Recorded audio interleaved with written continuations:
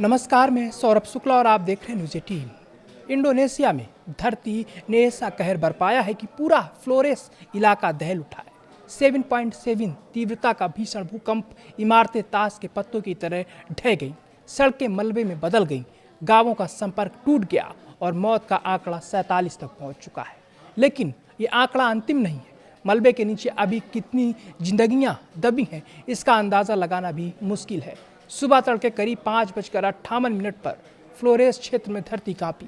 भूकंप महज 10 किलोमीटर की गहराई पर आया, यानी झटका बेहद ताकतवर था। इसका केंद्र पूर्वी नुसा तेंगारा प्रांत के एंडे शहर से करीब 68 किलोमीटर उत्तर उत्तर पश्चिम में बताया गया। भूकंप के बाद हालात और बिगड़ गए। एक के बाद एक 235 आफ्टर शॉक, और इनमें सबसे तेज झटके की तीव्रता 6.2 रही। अब जरा तबाही का आंकड़ा सुनिए। कम से कम 47 लोगों की मौत हो चुकी है, करीब 50 लोग अस्पताल पहुंचाए गए हैं, 157 मकान पूरी तरह जमींदोज हो चुके हैं, जबकि करीब 200 इमारतों को नुकसान पहुंचा है। करीब 2000 लोगों को अपने घर छोड़कर अस्थायी शिविरों में जाना पड़ा है। और सबसे बड़ी चिंता उन इलाकों को लेकर है जहां अभी राहत टीमों की पहुंच ही नहीं हो पा रही है। भूकंप के बाद कई जगह भूस्खलन हुआ। फ्लोरेस द्वीप के 6 जिलों में कई दूर दराज के गांव मलबे में फंस गए, संपर्क व्यवस्था ठप हो गई, रास्ते बंद हो गए। यानी सवाल सिर्फ इतनी मौतों का नहीं है, सवाल यह कि उन गांवों में कितने लोग जिंदगी और मौत के बीच फंसे हुए। एंडे रीजेंसी में भूस्खलन के चलते ट्रांसफ्लोरेस हाईवे तक बंद हो गया है।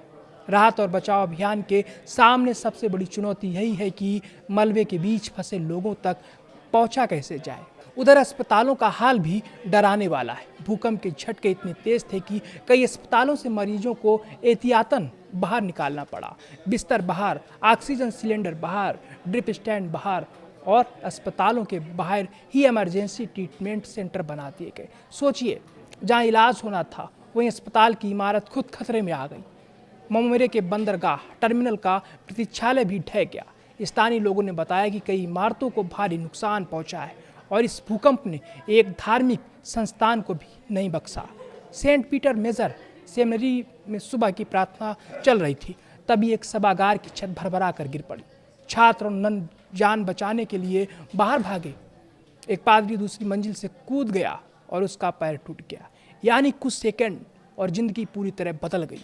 भूकंप के साथ ही सुनामी का खतरा भी मंडराने लगा था। प्रशासन ने तटीय इलाकों के लोगों को तुरंत ऊंचे स्थानों पर जाने को कहा। लोगों में दहशत फैल गई। हालांकि बाद में सुनामी की चेतावनी वापस ले ली गई। मौसम विज्ञान एजेंसी ने समुद्र के जलस्तर की निगरानी की और ऐसा कोई बदलाव नहीं मिला जिससे तटीय इलाकों के लिए खतरा पैदा हो। लेकिन इंडोनेशिया में भूकंप का डर इतना गहरा क्यों है? क्योंकि Indonesia Pacific ring of fire पर बसा है। करीब 17,000 द्वीपों वाला ये देश दुनिया के सबसे ज़्यादा भूकंप और ज्वालामुखी गतिविधि वाले इलाकों में शामिल है। और फ्लोरेस का इतिहास तो और भी डरावना है। दिसंबर 1992 फ्लोरेस में शक्तिशाली भूकंप आया था और उसके बाद आई सुनामी ने करीब 2500 लोगों की जान ले ली थी। आज फिर वही फ्लोरेस कांप उठा है। फ़र्क सिर्फ इतना है कि इस बार बचाव कर्मी मलबे के बीच जिंदगी तलाश रहे हैं। दूर दराज गाँवों से संपर्क जोड़ने की कोशिश हो रही है और हर गुजरते मिनट के साथ एक डर बढ़ रहा है। क्या 47 मौतों का आंकड़ा यहीं रुक जाएगा या फिर मलबा हटने के साथ सामने आएगी तबाही की एक और खौफनाक तस्वीर? फिलहाल फ्लोरेस में राहत और बचाव अभियान जारी है। धरती के झटके थम चुके हैं, लेकिन इंडोनेशिया में दहशत अभी भी कायम है।